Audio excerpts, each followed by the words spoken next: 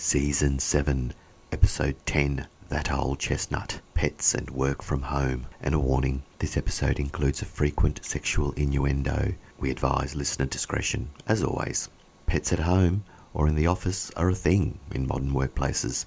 Alan explains, some organisations host dog for the day events. He concedes, Sara is just a party animal.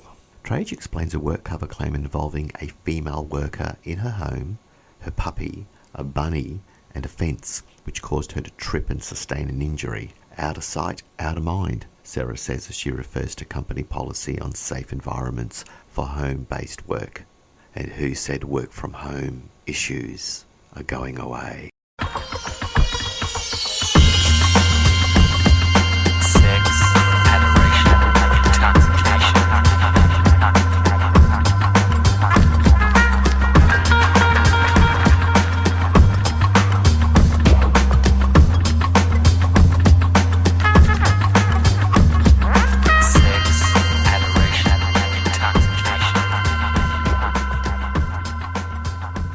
Hello, and welcome to the Work podcast, a series of playful legal dissections on the most curious and alarming events in the world of work. The podcasters Alan Girl, Trajce and Sara debate how to craft a better experience of work. Sit back, relax, and enjoy. And remember, none of the things we talk about today should be construed as legal advice or any other type of advice. We're just here to talk about all things related to work.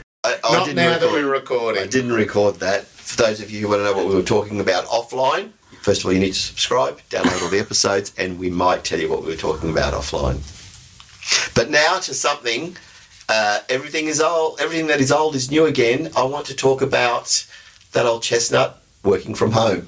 We've been talking about this the whole way through. Indeed. Distributed workforce strategy. Yep. It's a thing. I'm going to take us back in order to go to the future and talk about working from home and dogs. For those who have been following us from the very first season, in episode 3 we talked about the Bluey who jumps the fence and mauls the workers' arms. Well, I've got something that's sort of same but different. Ruff. Yes. Indeed, it's a puppy. It involves a worker who was quite happily working from home. When I say happily, this particular, it was a council, not that matters. It's a workplace that has authorised its workers to work in a distributed capacity. On this occasion, the worker was working from home. Now, can I just add that this particular employer's workplace policies about working from home were quite mature, were quite robust. They were one of the first organisations to embrace that, you need a full audit checklist, a video showing of where the person was working, regular updates, changes, furniture, etc. So I would say it's reasonably mature. However, the facts of this case go beyond that. This worker was injured, particularly she injured her knee and her shoulder. Quite serious injuries.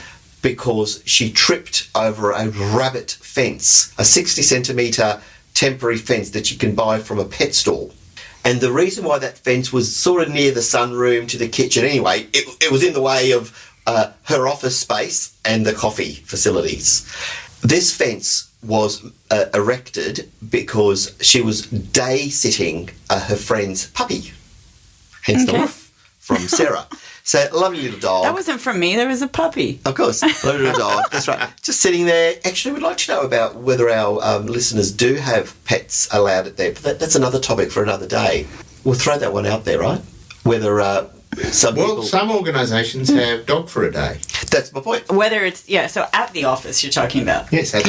We have blessing of the animals, but I'm talking about work. Does Australian Catholic University Absolutely. What is blessing of the animals? You bring, whether it's the police horse was here recently, or whether you have a guinea pig, cats, dogs, and the animals are blessed for a safe, prosperous and healthy year. Really? And we have the blessing of the animals. And it's a beautiful thing. Can I line up for that? Of course you can.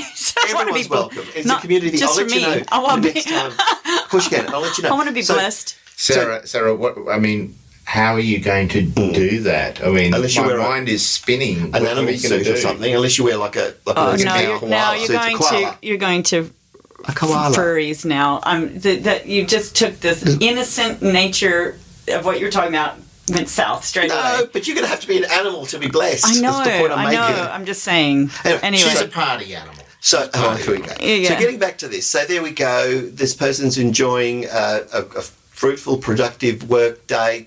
Break time. Time for a coffee break.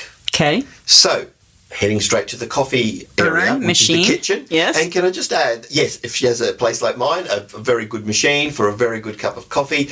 So invested was this organisation that the workers work from home when they need to, that even in one of the policies or one of the missives that was sent to workers, it was make sure you stop, stretch, and Sarah, you've said this before, stop, stretch, have a break, grab a cup of coffee, pat your dog, just do whatever, just refresh, reset, and go back into it.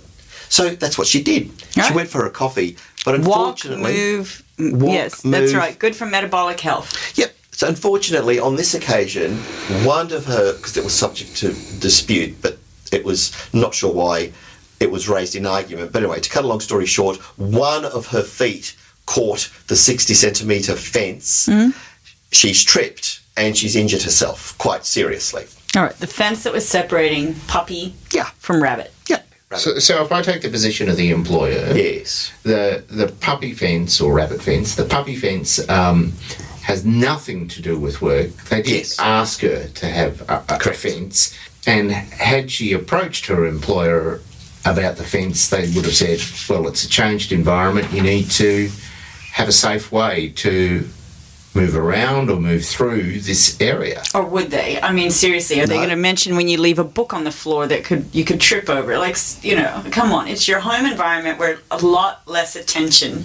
Workplaces do not get that same attention. But where we're going is, should the employer be responsible or accountable for something that's got absolutely nothing to do with work? Yes, but they are in that environment with permission to work, and there is, as a PCBU, there's accountability for anywhere your workers do this work, right? And so I have had, project management teams, facilities managers, whatever, say to me, well, hang on, when they're in their own environment, that's their choice. We have an office premise where they're allowed to work, right? And I go, hang on, but you also knowingly permit them to work from anywhere. So yes, and corrigenda, can I say there is a rabbit involved in this? Sorry, there is a fence. So there was a bunny. There's a bunny and a rabbit. There's a puppy and a bunny. And I'll read straight from paragraph 18. Ms. Vercoe deposed that on 18 September 2022, she erected a 60-centimetre high metal pet fence in the doorway of her sunroom for the purpose of keeping the puppy away from her pet rabbit.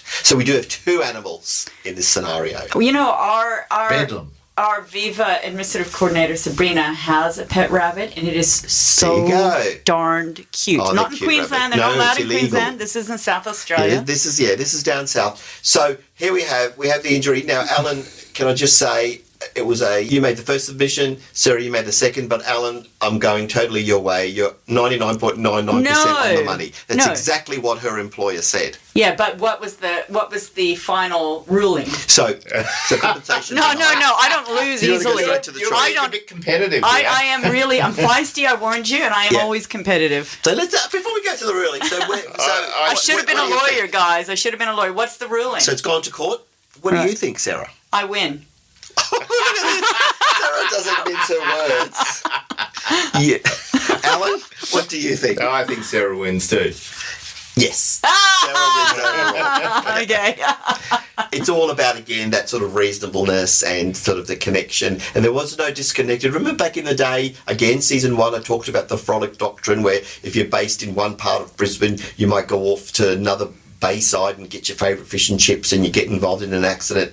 That's a frolic. That's a frolic. That's like really, really disconnecting from your workplace. So it's not a normal pattern or habit or anything like this, and it's not just for a work conference where you're somewhere new, right? Okay. So it's not a crazy fence. It's not something, and it's not an absurd task. Your puppy sitting, like, you know what? I really like Sarah's analogy of a book on the floor, or like a weight. Let's say, like, if you're like Sarah doing your workout, your yoga, and then you're doing 20-kilo dumbbell weights. She's left one on the floor. I have a medicine ball in my home office, just saying. Anyway. Yeah. So I think the real difficulty is before you rush to the end, I think the real difficulty is that this tips the balance. And so for employers, they'll be thinking, well, we've got an office which is a controlled environment. We might have to pay more to lease that area of land or own that, square meterage, but we can control the environment. We can make sure there's no puppies and rabbits and fences. Okay, but that's very limited perceived control and short-term thinking as opposed to long-term about what's our values, what's our mission, what do we really wish to have, and if we want to have diversity in our workplace, if we want to retain people with offering flexibility, and we see this as a sustainable solution, and if we want to have a geographic reach that helps us maintain and recruit the absolute best talent no matter where they live. So you have to go back to, again, the context and purpose before making rulings and decisions. It would be far too limited to just say that. And even in the workplace, how long has workplace injuries in the physical office actually occurred? How about your carpal tunnel? Let's ground this. Let's ground it in the facts of this case. What did it cost the council? Well, I'll go straight to the punchline. So accordingly, while I find that Ms. Vercoe's right knee injury, in addition to the right humerus fracture, arises from her employment pursuant to Section 7, I find that it was temporary, and I'm not satisfied on the evidence to me that it continued. So, in other words... She won, but she lost. She won, but not to the extent that she would have thought don't that this push would be it, in ongoing. other words. Yeah. I'll award you this right now, but don't push it, think that forevermore. There's no dollar figure. There's no dollar figure on that. It was just the compensation. Oh, no, there was no. This was really simply about... I'm just saying she gets compensation. Yeah, it was approved compensation. But remember the position... How long did she have off work? How long did she have... satisfied for me that it continued beyond September the 29th. So her injury was... it was about... 20, it's about 10 days, 10 or 11 days, a couple of weeks. That's nothing. But they said no, that you're not getting any compensation. Yeah, so she's overturned that. So therefore Section 7 didn't apply. Well, it's a bit like the other case we spoke about earlier. You've got to be reasonable. When you go to court, you've got to make reasonable claims. But for me, it goes beyond the facts of the cases. What I'm urging listeners, it's something more salient. It's about working from home. Working from anywhere. The politico-economic dimension of working from home. This isn't about the injuries. The Coles case, this case, it's about more than that. And coercive control, right? There's more to these cases. It's more than just how long were they off or whether they got compensation, the dollar figure. See, Alan defaults immediately to that clinical forensic case, which is fair enough because he's a lawyer. Yeah. But I'm saying there's more. No, I agree. We'll do some truth telling here. Yeah. I spend more of my working time at home than I do in the office. There you go. Yeah, there you go. I do a lot of work. And you wouldn't want that to change, right? No, I wouldn't want that to change. But I certainly, I'd feel very uncomfortable making a claim because I tripped over a pet fence. No, this was a serious injury. We're talking about a busted knee. I still feel very uncomfortable. No, we're talking serious. Well, it is hard. Look, injury. I work for myself and have done so, and had Viva's now about to celebrate our 20th anniversary, 20th year anniversary, right? Confetti. Congratulations. Thank you. But I've had an ACL. When's the party? I've had an ACL repair, and I've had a dislocated shoulder, and I have trundled along, had my leg up the next day on the laptop, right after post-surgical, still working, and I have also attended work sites where people have been off who were supposed to meet me because I had an injury, and I was managing that. So you're just sitting there going, right. So there's some relativity here that I think you are implying about at what point do you feel, I think justified to claim. That was very Spartan of you, but... it's very Spartan. Yeah. Gladiator 2's out. Yeah. My son went to that last night, right? Is it good? He says so, but it's got different reviews, but he loved it. Okay. So essentially... What the council was saying was, look, at the end of the day, there is nothing causally connected with what the worker does and this pet fence. The pet fence is not in the worker's brief, and that's really what it boiled down to. It's like, come on, we did not say you need a pet fence to do your job. That's what really this case is about. But even things like, well, it's bigger than that. It's still about control. It's about control. Yeah. Yes. You know what it's about? What? We haven't said this in a long time. It's about COVID. How do you get to that point? Everything that has happened since then, all this stuff we're talking about, the control, this, that, all this stuff, it's post-COVID. No, it but is wait, to wait, do wait. with how we work. People have been working in a distributed way Correct. well before COVID, and I these know. cases that we've pulled have come before COVID. The We have found cases about this very issue. So this is not actually setting precedent as a brand new case. I mean, the walking the dog case, right? We've talked about other working cases from like home, this. but these ones that we've brought, like with the dog attack and these spectacular The bees. cases, they have The been bees. the bees. They've all been Your bees. Yeah. Well, he's passed away. That fellow. Oh, that's sad. Yeah, the bees are gone. Oh, Yeah. And he passed away. It's been natural causes, nothing sensational. yeah. But we found out from our other neighbours because I thought You weren't. but some You weren't. okay, Where are the Because bees? but You've some got of a these. European background. You weren't involved at all. You can Did get you them- hear that? He's racially Yeah, that is racial profiling. I heard that. I heard that. Yeah, it's on record. No. But there have been cases like this beforehand, but we've got Right. more It's attention not on point. this. It's We've got- COVID. Okay, but they have existed. All right, Oh, like you said, yes. what's old is new again, but it has a new filter Yep. and a new lens. And the argument that employees have is like, hang on, if it was good for you for me to suddenly get out of the office, why am I just your slave and you're not treating me as a customer like I raised earlier?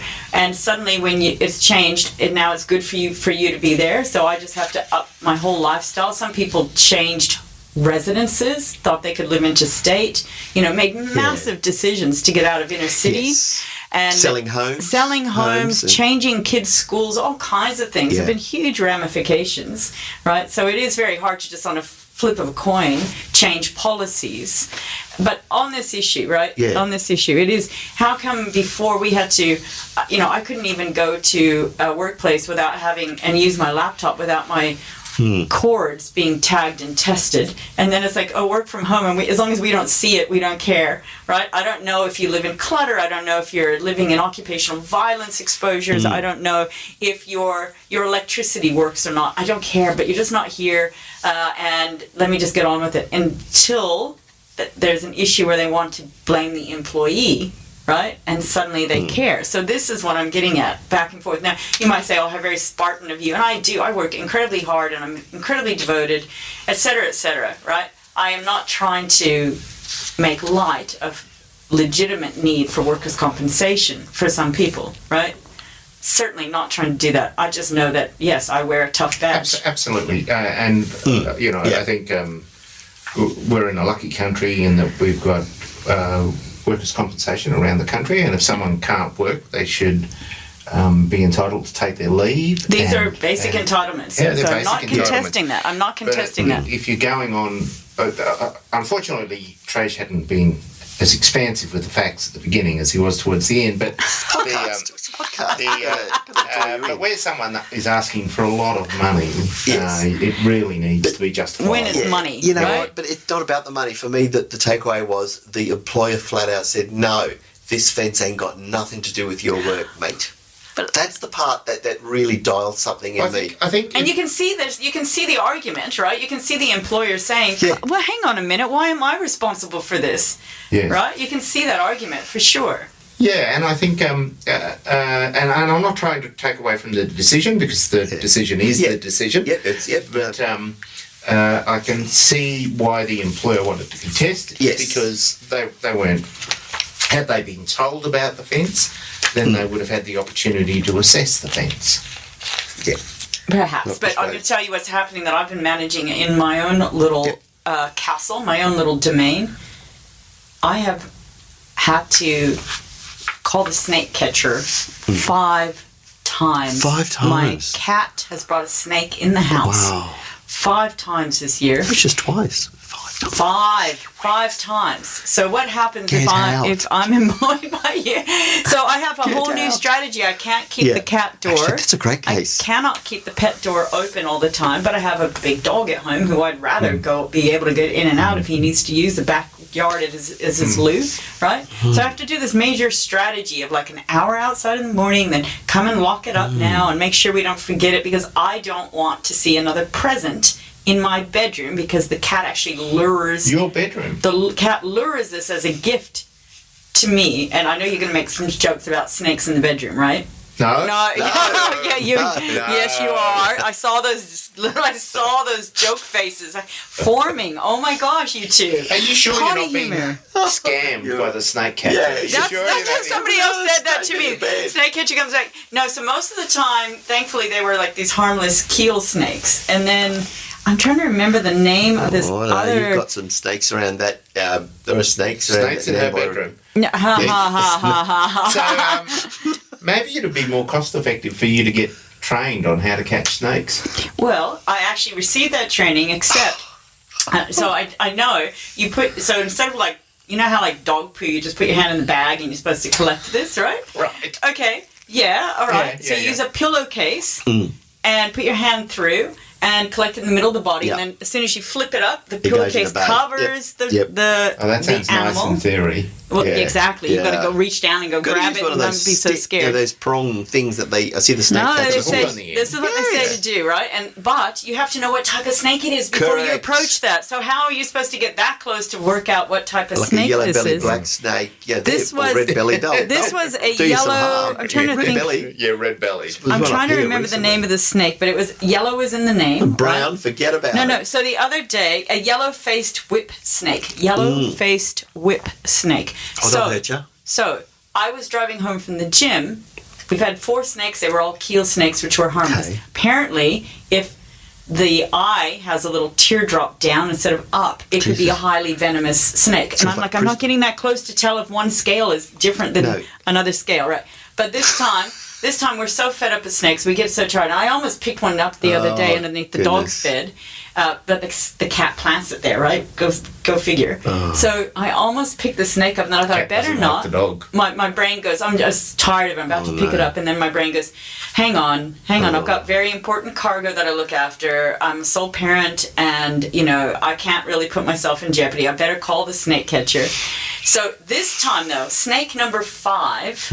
I'm driving home from the gym. I call my son and talking about something. He goes, oh, Mom, there's a snake in the middle of the hallway. I'm like, what? Oh. And the cat is luring it into my bedroom and not, trying to bring it in there. The dog's Snakes all in the excited. Well, the cat wants world domination. The cat's is- knocking off all the that's people it. in authority. And no, it's a gift. It's a prize, Oh, right? It's a okay. gift. That's what they do. Is they bring you. So this are one's these not even snakes dead. half dead? No, nice live prize, right? Right, okay. Okay. So this time, and so Jeff's like, oh, Mom, I heard the snake catcher. I'm just going to grab a pillowcase. So he's tired of it too. And I go, wait. Take a photo. Okay, you feel comfortable? Don't get too close. Take a photo. We're going to send that to the snake catcher. I'm on the phone saying, I will call him, right? And we'll work out. So my son takes the photo. I sends it by text to the snake catcher. I call the snake catcher. Snake catcher says, don't touch that snake. I'm like, what? He's like, it could kill your cat immediately. It could certainly cause a lot of harm to your dog. Yep. And if your son touches it, it won't. It's unlikely to be fatal to humans, but it could blow up his arm for days and days, and be really And painful nasty and whip problem. snakes. And so he said this yellow-faced. Bloody hell. So Yellow-faced they've got like whip did you say snake. like a teardrop. So it's No, not like, this one was yellow-faced. like This is not. prison. you're like this is not- prisoners who've murdered someone. They have like a little teardrop. That's a different snake altogether. Christ. That's a fatal snake, right? Yeah. This one was just Yeah, this was the the in tattoo of the between ear. poisonous venomous. So here I am saying, right, this could be happening So all for around all our foreign listeners, this is life in Australia. mate.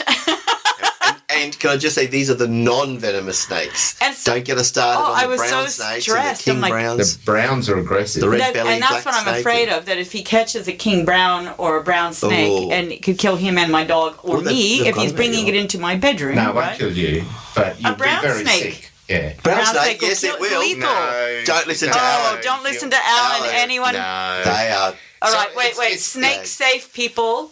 Brown snakes kill. Only if you can't get to hospital. If you can get to hospital. you'll be fine. Caveat, right? Yeah, Okay. mate. Red Mate. bellies, yellow bellies. Stay away from them.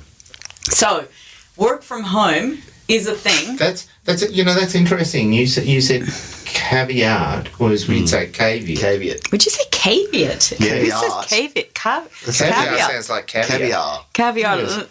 You said like Lululemon. You said. Yeah, Lululemon.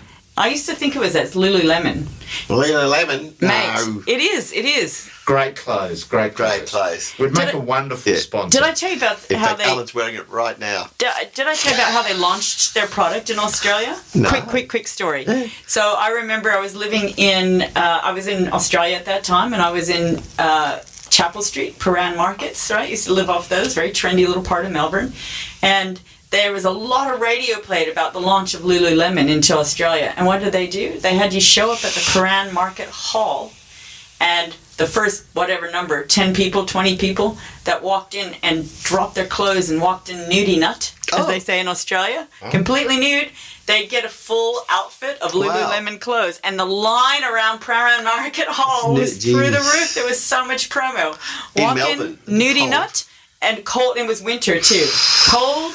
You could have your fur coat on the outside, but as soon as you walked in, you had You to gotta drop be- it. Isn't that funny? You know, there's a lot of Bianca moments Sensori. in Australia, lots of moments where dropping your clothes and walking around nude is considered completely normal. Like, aside from the nude Christmas beach. salt,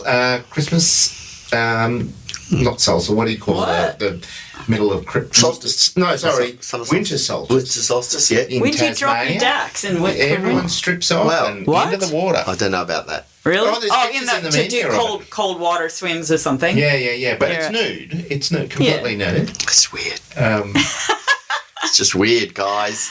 Isn't there like shrinkage? Like, don't you worry about that? I think Come if on. you're amongst thousands of No one other cares. shrinking people, no one cares. Well, we had that photograph recently. Was it the Story Bridge? The 5,000 people. Who went nude on the story Yeah, bridge? the photographer took a photo of. Really? Or was that New South Wales? Just to scoot all the Sydney Harbour. So, no, I think it's Story Bridge. It was last week or the week before. It was Google nude Story Bridge photo. Okay. And I thought, crikey, it's just people all shapes and sizes got their photograph taken by a world-famous photographer, a European. Yeah, is that right? Thousands of naked. It was October 2024. There you How did go. I miss that? Last week. Thousands of naked people descend on Brisbane's There you Story go. Bridge. I didn't hear that news either. I saw you there, Alan. Wow. Yeah, We right. went- we both went, you're remember? that dot right there. Alan. You're Yeah, that right, dot. okay, yeah. Come on, Alan, come clean. We both went there. I have walked across. Have you done the walk across the top of the Story Bridge? No. Not nude. Fully clothed. Fully clothed. Very quick to fully, qualify fully that. clothed. No, that's good. All right. Anyway, work from home, whole Work nother from meaning. home, it's a whole other thing, and that's it. So, look, I think it's going to be interesting because obviously the recent media reports are suggesting there's a push by the central office, as you said before, to bring people back. I'm not so convinced just yet. Again, because you're thinking about command and control as Yep. opposed to customer service. Yeah, so we'll watch this space. I think the jury's still out about whether or not people will. And as you said rightly before, Sarah, again. Right. Like, gosh, that's number 6 today. People were working from home before. Sarah is so right. So right. There is no wrong. Little miss can't be wrong. That's right. There is no. Yeah, that's right. There is no W in No Sarah's grey. right. No grey. So the thing is, yeah, they were doing this before. People were working remotely. They were working anywhere. They worked from home. But now it's suddenly become this battleground. And I think COVID was when the bell rang for it. That's what I was trying to say. Spin doctors. Yeah. We hope you enjoyed that episode of Why Work. You've been listening to Trajce, Sarah and Alan. And if you'd like to know more about some of the things we've talked about today, please subscribe and we'd be more than happy to provide you with information, names of cases and other things that may interest you. Please be aware that none of the matters we've talked about today should be construed as legal advice or any other type of advice. We're just here to talk about all things related to work. See you next time.